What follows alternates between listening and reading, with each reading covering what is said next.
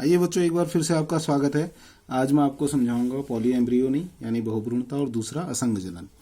तो बहुत इंपॉर्टेंट है, इनमें टिप्पणी लिखने के लिए आता है। तो पॉली एम्ब्रियोनी आपको पहले समझाऊंगा, उसके बाद में असंग जनन यानी एपोमिक्सिस समझाऊंगा। तो सामान्यतया इन दोनों चीज़ों में पहले एक समझने वाली बात आपको ये है कि पहले निषेचन कैसे होता है। निषेचन में पहले भी आपको समझा चुका हूँ, एक बार फिर आपको समझा रहा हूँ सामान्य छोटी सी भाषा में। ये आपके सामने जो चित्र दिख रहा है ये गायनोसियम है और ये आपका स्टेमन है, और स्टेमन में परागकण है ऊपर। ये परागकोश एंथर है यानी परागकण है। ये परागकण निकल गए, परागकण निकलकर ये जो गायनोसियम है स्त्री केसर के स्टिग्मा पर परागकण पहुंच जाते हैं, और ये परागकण अंकुरित होकर ये जो है एक पोलन ट्यूब बनाते हैं यानी कि पराग नलिका कहते हैं। और ये पराग नलिका के द्वारा दो मेल गैमेट जो है इसके बीजांड तक पहुंचते हैं। इसका एम्ब्रियो सैक है, एम्ब्रियो सैक में पहुंचते हैं।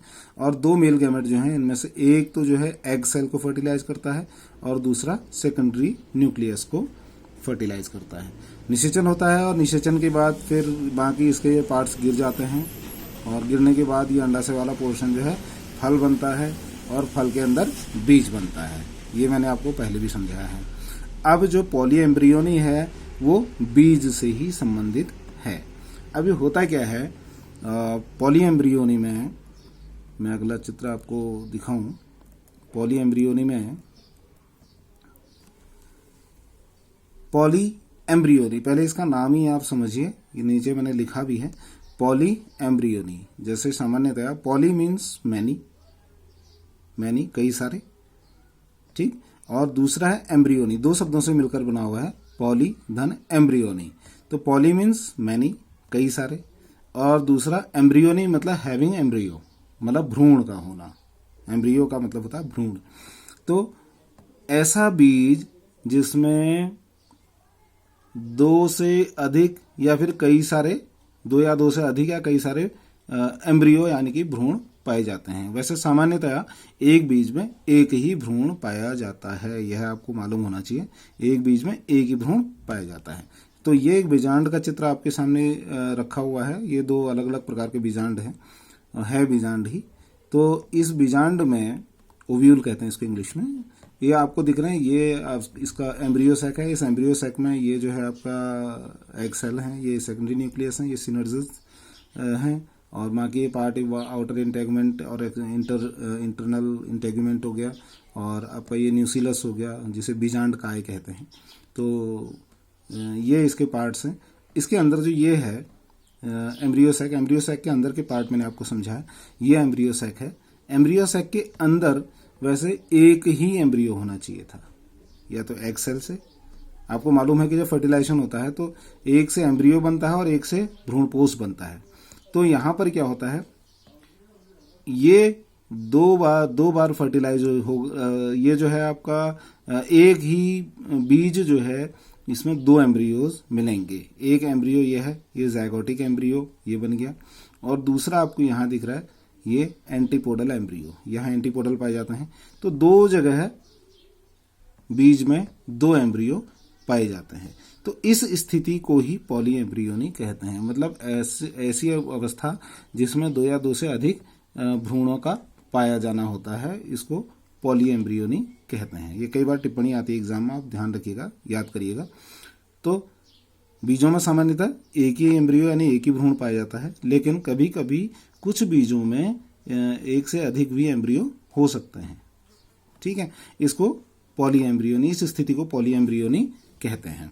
अब जब अगर इस बीज को बो दिया जाए, इस बीज को अगर हम गाड़ देते हैं जमीन पर, तो इस प्रकार से एक बीज से दो प्लांट निकल आएंगे। इसमें दिख रहे हैं आपको दो प्लांट दिख रहे हैं, 1 और 2, ऐसे इधर भी दिख रहे हैं आपको दो प्लांट हैं। तो ये एक बीज से दो पौधे निकल सकते हैं। तो इस प्रकार की स्थिति को कहते हैं पॉली एम्ब्रियोनी। यह पॉली एम्ब्रियोनी ह्यूमंस में भी पॉसिबल है, मनुष्यों में भी संभव है। मनुष्य में आप जानते हैं कि एक बार में एक ही एग बनता है, फीमेल की ओवरी में, और उस एग का निषेचन होगा। निषेचन के बाद कभी कभी क्या होता है, जो जायगोट बनता है, निषेचन के बाद जायगोट बनता है, और जायगोट जो होता है उसमें 2 एम्ब्रियो बन जाते हैं।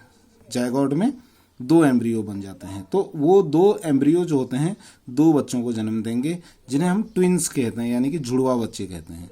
तो इस प्रकार जब जायगोट से एक जायगोट से 2 जायगोट बन जाएंगे, और वो उनसे जो है बच्चे जो बनेंगे वो आइडेंटिकल ट्विंस कहलाते हैं, वो बिल्कुल सेम होते हैं और उनमें कोई अंतर नहीं होता है। दूसरा, कभी कभी ट्विंस इस कारण भी पैदा होते हैं कि गलती से कभी 2 ओवम बन गए, ओवरी से 2 ओवम मोचित हो गए, तो 2 ओवम के मोचित होने से 2 अलग अलग फर्टिलाइज हो गए, तो उनसे भी 2 ट्विंस पैदा होंगे, उन्हें फ्रैटर्नल ट्विंस कहते हैं। तो इस स्थिति में अगर एम्ब्रियो बहुभ्रूणता इस तरीके की हो रही है तो इसमें आइडेंटिकल ट्विंस ह्यूमंस में भी पैदा हो सकते हैं। तो इस स्थिति को पॉलीएम्ब्रियोनी कहते हैं। बहुत आसान है, आपको याद करना चाहिए। तो ये तो है पॉलीएम्ब्रियोनी। और दूसरा जो है आपको मैं समझाना चाहूँगा असंग जनन। असंग जनन, फिर इसी स्थिति को समझिए। असंग जनन यानी एपोमिक्सिस। एपोमिक्सिस 2 शब्दों से मिलकर बना है, एपो और मिक्सिस। एपो का मतलब होता है अवे, अवे मतलब दूर होना, अवे फ्रॉम, ठीक है। और दूसरा मिक्सिस का मतलब मिक्स होना, यानी कि 2 जो गैमेट आते हैं, यहाँ से 2 गैमेट आ रहे हैं, ये दोनों गैमेट जो है यहाँ निषेचन नहीं कर पाते हैं। ये एम्ब्रियो सैक है, दोनों गैमेट पोलन ट्यूब से आकर जो है यहाँ निषेचन नहीं हो पाता है। तो अवे फ्रॉम मिक्सिंग, यानी कि गैमेट यहाँ इनसे मिक्स नहीं हो पाते हैं, अवे फ्रॉम मिक्सिंग। तो इस स्थिति को कहते हैं असंग जनन। अब ऐसी स्थिति में असंग जनन, अब ये निषेचन तो नहीं हुआ, वैसे फर्टिलाइज नहीं हुआ, तो ये फिर आगे की इसकी प्रक्रिया नहीं होनी चाहिए।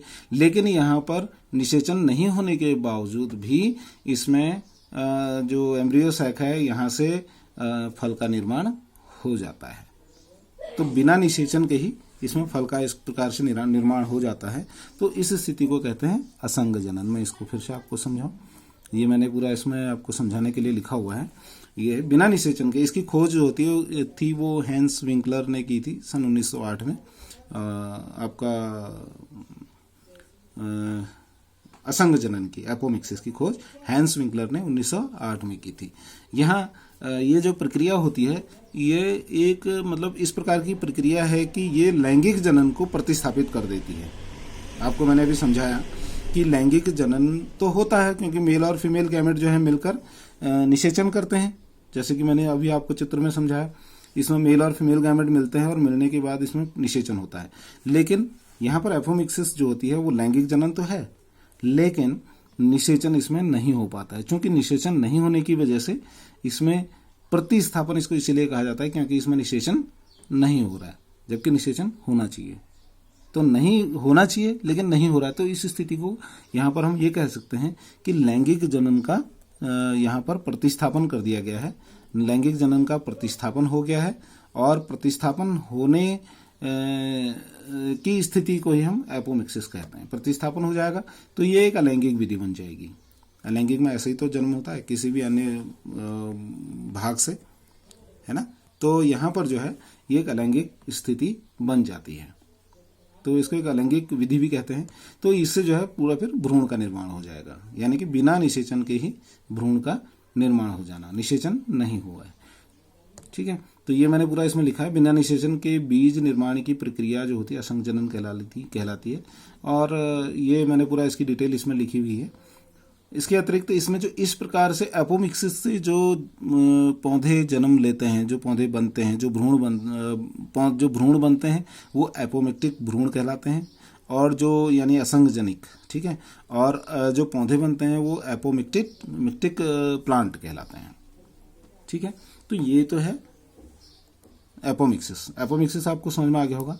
एक बार फिर से मैं आपको थोड़ा जनरल आइडिया बता रहा हूँ कि यहाँ पर ये 2 गैमेट आकर यहाँ निषेचन करते हैं, लेकिन यहाँ पर क्या होता है, निषेचन नहीं हो पाता। निषेचन नहीं होने पर भी यहाँ पर ये इस भाग से जो है एम्ब्रियो बन जाता है, ठीक है।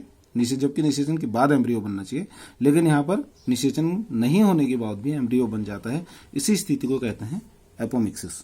अब यह एपोमिक्सिस जो होता है 3 प्रकार से होता है, आपके सामने है 3 प्रकार से होता है। एक तो है आवर्ती यानी रिकरेंट, और दूसरा है अनावर्ती यानी कि नॉन रिकरेंट, और तीसरा है अपस्थानिक यानी एडवेंटिव।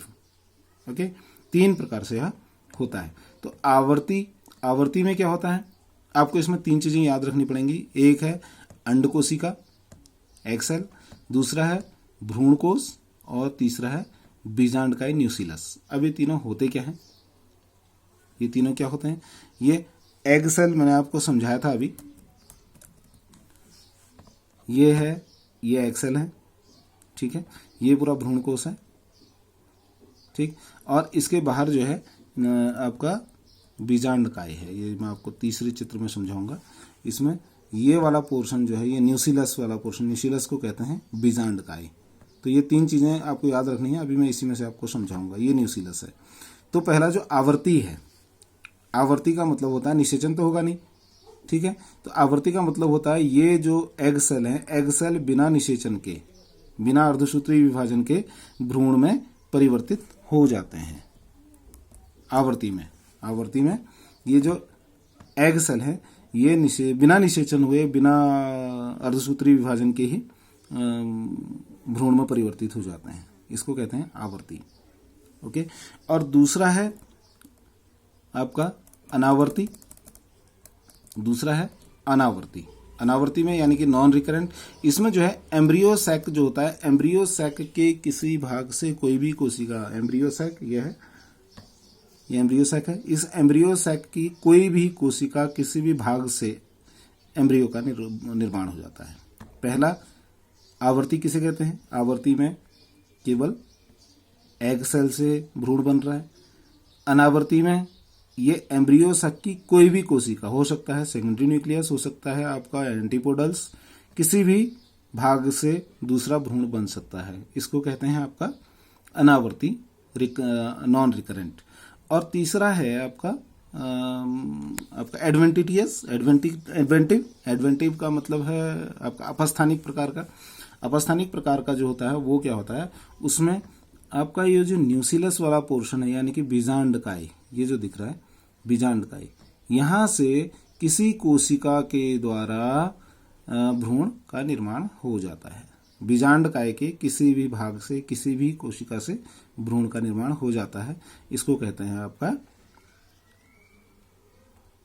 अपस्थानिक असंग जनन, ठीक है। तो आवर्ती एग सेल से भ्रूण बनता है,